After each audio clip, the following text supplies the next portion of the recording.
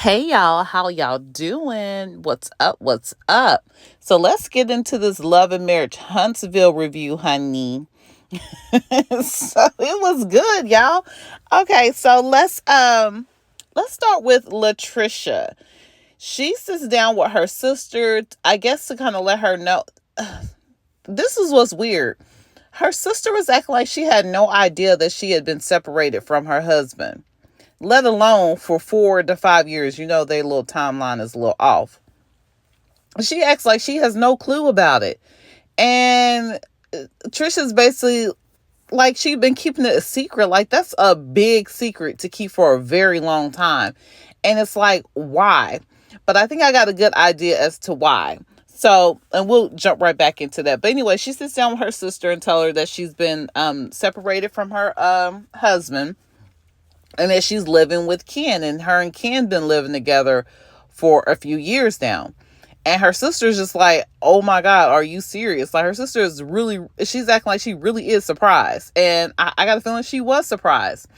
And her sister's like, are you sure you want to be doing that? You know, like, you sure you want to give up on your marriage? And Trisha's like, yeah, he and I got married at a very young age. We really don't have that much in common. And now that I'm with Ken, he and I have a whole lot in common. And her sister's just like, well, I mean, I don't know. You want to give up on your marriage? I mean, y'all been together for this long. And she's like, well, you know how we feel about marriage and stuff in our family. You know, our parents were together for 38 years. And Trish just kind of looks like, girl, what is that supposed to mean? And Trish follows up, was like, yeah, but I want to be happy. So basically, Trisha's saying to her sister, yeah, our parents were probably together or have been together that long, but they have not been happy. And Trish looks at her like, girl, like, them being together that long don't mean nothing, because Trish has this look on her face like, yeah, they've been going through a bunch of bull most of their marriage, you know, like, it's been some mess. And I have to say, that reminds me a lot of people who feel like struggle love is what, quote, real love is. Like, a bunch of drama, a bunch of cheating, a bunch of AB allegations and all that, and outside babies. And that's the marriage. That just proves that y'all done stood the test of time. And all that says to me is, a woman has stayed in a relationship. Now, it could be both sides, but a lot of times it's the woman has stayed in the relationship that has been freaking super toxic and terrible and AB towards her throughout the marriage. And because she's just sucked it up and dealt with it, that's proof of real love. And my idea about it, y'all need to get the fuck out of here with that. Like, struggle love is real love. And I see a lot in the Black communities, and I think honestly in Black and brown communities, it's a trend. And it's like, yeah, this is the proof of real love. Being in a super toxic situation, that's real love. And no, that's not real love, y'all. That's a toxic relationship. That's what that is. And it's very damaging. It's very hurtful for all parties involved, especially very damaging for children. So get out of here with that, Trisha's sister. Okay. I'm not going to go play by play here. I just want to hit on some of the most important takeaways from this episode. So we're going to quickly talk about Martell, Chris, Courtney, and Ken going bowling. Of course, like we all probably guessed, Ken was not going to really hold Martell's feet to the fire about the situation with his quote Sonic girl, I guess girlfriend, because they ain't even engaged yet, but about Trisha.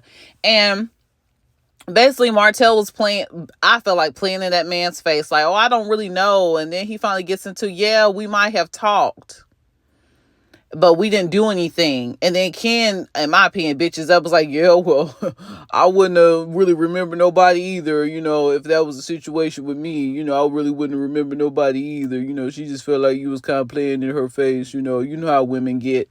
I'm like, what? That's supposed to be your woman, the woman of your dreams. You talking about you wouldn't, if y'all, he says in the scene, if they weren't to get married, he would go back out there and play in the field, because he don't feel like there's no woman better than Trisha. So if he can't have her, he don't want nobody. But that's how you act when another man's playing in your face about Trisha. I'm like, y'all get out of here with this. But this is the most important part that I thought was funny. So Martell's like, yeah, I want to be married. I want to be married. And he's like, well, won't you get married? He's like, Martell's like, well, I don't know if somebody's going to want to accept a man that has 5 kids that he has at 7 days out of the week off and on. And then Chris says, yeah, I think it was Chris that said, well, why don't you marry one of those women?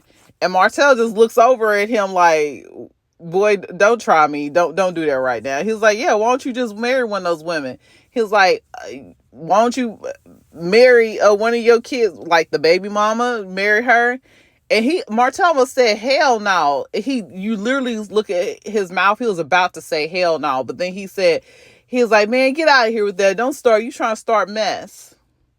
So y'all know Miss Ariane probably don't watch that in her feelings. So y'all just wait.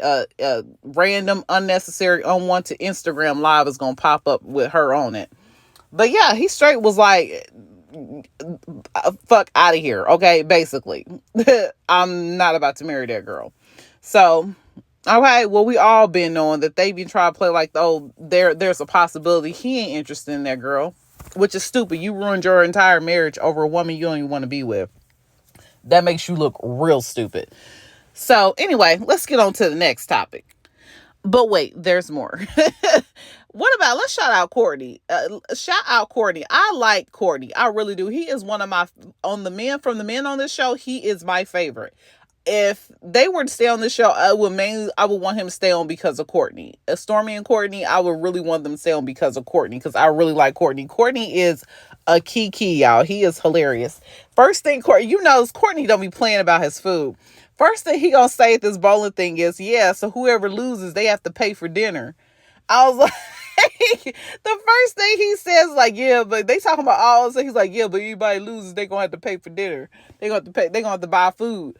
I was like, Courtney. But I feel Courtney. That would be on every function I've ever been to, the main thing is like, what we about to be eating while we here though? Like, what's going to be going on with that? So Courtney is so funny. And then Courtney too, he was like, man, Martell ain't telling the truth though. He kept saying Martell ain't telling the truth. I'm like, yeah, Courtney seems to be like the only person that would not play with Martell. Like, Martell better not try him. I really feel like that. I feel like Courtney is one of the few people on that show that Martell better not try him. Now, I feel like Ken can be that way, but maybe Ken was just trying to play it cool. Like, I don't really know the situation here, so I'm going to be cool with it. I do feel like Ken wouldn't, if Martell really pressed the situation with Ken wouldn't bitch up. But in this particular situation, I feel like he didn't go hard enough on pressing Martell about why he was acting that way. But anyway, maybe I'm doing too much on that. But Courtney's like a little silent, gentle giant until you rub him the wrong way. Like, he ain't gonna mess with you at all, but you better not even consider messing with him. That's how I take from him. Courtney's kind of dude. He ain't stirring up no mess. He ain't trying to be in no mess, but you better not bring him no mess. Okay. So anyway, yeah, Courtney's my favorite, y'all.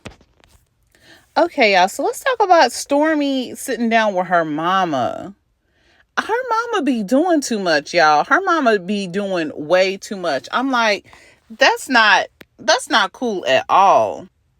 Stormi's mama's excuse for not coming to see her or check on her when she turned herself in to jail was because you put yourself in that situation. I told you that if you hadn't signed up to be on that show, you wouldn't be dealing with people coming after you because they have their favorite, and anybody who ain't their favorite, they're going to attack them and try to tear them down. Okay, y'all. That's a bunch of BS. First, let's start with you needing to be there for your child regardless. Like, how you gonna give your own flesh and blood, your only child, she says, an ultimatum like that? Like, oh, I'm not about to be there for you and support you if you don't do exactly what I say at all times. Like, that's crazy. Stormi is a grown-ass woman. The second thing is, Miss Betty, you don't think we got like history and receipts on what was going on before your daughter even got on the show. This is what other people are reporting, allegedly, because I have not seen it myself, but I don't think people are lying about this, but I have to say allegedly. I haven't seen it for myself. She was in Facebook groups talking bad, talking real down and dirty about Melody and her kids before Stormi even got on this show. So how is it you want to say now that people are going to attack your daughter and try to tear her down just because she's not the favorite on the show? Miss Betty, you didn't even care about that. Because if you had cared about that, you would have conducted yourself in a manner that would have been more respectful of your daughter and your daughter's position and what your daughter is trying to do with her life. I feel like Miss Betty, I feel like Miss Betty has taken a lot of benefit from Stormi having the money that she has and the prestige that she has. And it's probably helping her mom out in a lot of ways. So it doesn't make sense as to why her mom thinks it's okay to sabotage things that she's got going on and try to, stifle her. Because if you constantly want her to only do what you think she should do, that girl ain't gonna go nowhere in life, especially with her mom's low self-esteem. Obvious, very low self-esteem and poor ability to communicate. Y'all saw her on the reunion show. She has a terrible ability to communicate with people. So it's like, Miss Betty, you really need to sit down and STFU. You really do. Because you have no idea what you're talking about. You're actually harming your daughter and yourself more than you're helping because of your insecurities and really your just evil little wicked ways. Like Miss Betty was trying to be like, well, I'm always trying to tell Stormi about her friends. No, I really just think you don't want Stormi to have any friends. You don't have any friends and you don't want Stormi to have any friends. You're a very miserable, hateful individual and you project that mess out on your daughter and it's very damaging to her. Miss Betty, Stormi's mama, ma'am, you need therapy and you need to stay out of your daughter's business. You need to get a life of your own. Heal your own trauma and your own wounds and quit projecting that mess off on your daughter because it's not helping her at all. Okay, so let's talk about the preview for the upcoming episode. We have Martell and Stormi talking at Stormi's warehouse. I don't know why Martell is at Stormi's warehouse, but anyway, I guess they'll let us know that in the actual episode. But anyway, Martell is joking and laughing, talking about how, oh yeah, Trish came over to the house a few times. Like, what does that mean? And so this is the thing, y'all. I'm kind of sick of them playing with this. So basically, this is what I'm taking from it. Martell and Trish were going to have some type of interaction with one another. For whatever reason, they decided not to. And instead of just being like they was going to holler at each other or mess around with each other, or maybe they actually did mess around and it was just kind of like one of those sneaky link type things where you just kind of like messing around and you go on about your way and you don't bring it up and you don't talk to nobody about it ever again. But somebody has found out about it and has chosen to bring it to this show. I don't know why. I don't know why, because it's pretty much kind of annoying. Like, did y'all mess around or did y'all not? Like, what's all the extra little weird grins and stuff like that? Because I really feel like it's giving y'all messed around. So, but yeah, he's like, yeah, she came over to the house a few times. And, you talking about, oh, she knew your brother. But if she had talked to your brother, her and your brother had messed around or was talking or whatever, I think you would have just said that. Versus being like, oh, she just came to the house a few times. And then Martell did mention in the bowling alley that he had talked to communicate. He said, we communicated. Okay, what does that mean? To me, I think they had a little sneaky link situation set up. That's what's all panning out to me. I don't know why they trying to play in our face and act like it's just this big question in the air. It ain't a big question in the air to me. Y'all had a little sneaky link situation and y'all thought y'all was going to bury that and move on, but now it's been brought to the show.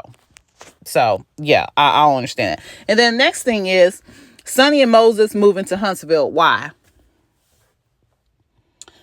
I'm all for adding new couples to the show and so on and so forth, but I'm not checking for Sonny and Moses. Like, I don't see a situation where I'm be like interested in their storyline. I'm just not interested in them, y'all. I'm not interested. I appreciate that they're two black couples that's holding it down, taking care of business, but as far as their storyline, I'm not interested because how they came into the situation to me was so trashy. Like, It's just not cute how y'all conducted yourselves. And like Destiny said, I'm so sure that Moses is not a changed man. If he was a cheater, philanderer, doing all those things when he was with Destiny and before Destiny, he's going to be doing the same thing with Sunny. And it's just not cute. I'm not interested in seeing how their story plays out. I'm just not interested, y'all. So please go away from me with this, Apollo. Please, Carlos, get away from me with this, please, Carlos. So yeah, y'all, that's it for this episode review. If you guys enjoy my reviews, please give me a like and a subscribe. And yeah, I'll chat with you guys later. Have a wonderful, wonderful day. It's sunny here where I'm at, and I'm gonna do my best to enjoy this day. And I hope you guys do your best to enjoy your day as well, no matter what the weather is. So get out here, love on yourselves, love on your family members, and I will chat with you guys later. Bye bye for now.